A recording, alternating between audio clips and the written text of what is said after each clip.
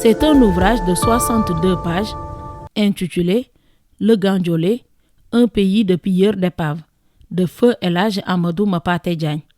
Ce Gandiol qui a choisi de vivre en terre casamançaise, plus particulièrement à Sédhiou, pour servir sa communauté.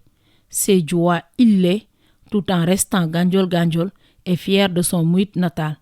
Ce manuscrit réédité par Fally Diaité Kaba, fondateur de l'Institut Recherche, soucieux du projet de réhabilitation des figures emblématiques de l'éducation et des littératures, nous invite à retracer l'histoire du peuple Gandiol.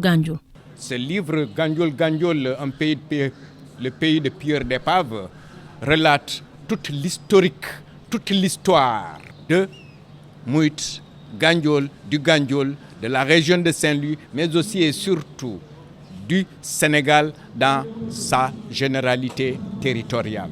Ça rend hommage à une sommité intellectuelle de notre pays, Feu Amadou Mapate Diagne. Il a contribué grandement au rayonnement culturel de notre pays. Né en 1889, Feu El Hadj Mapate Diagne est le premier écrivain noir de l'Afrique occidentale française, premier inspecteur noir sénégalais de l'enseignement, premier secrétaire général de la municipalité de Sédhiou.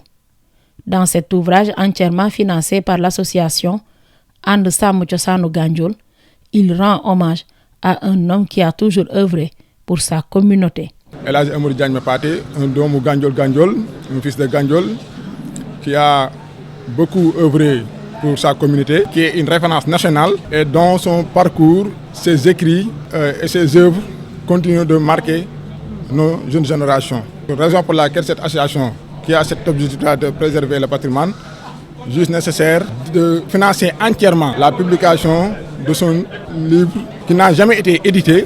Alors je suis très contente, d'abord je trouve que effectivement M. Diaité a passé une grande partie de sa vie à préserver le travail et la mémoire de Diagne Mapate. Je suis très contente que Pilleurs d'épaves soit réédité dans son intégralité. Ce livre, réédité dans son intégralité, est un rappel historique pour revisiter les faits marquants de ce peuple situé dans la région de Saint-Louis, le Gandiol.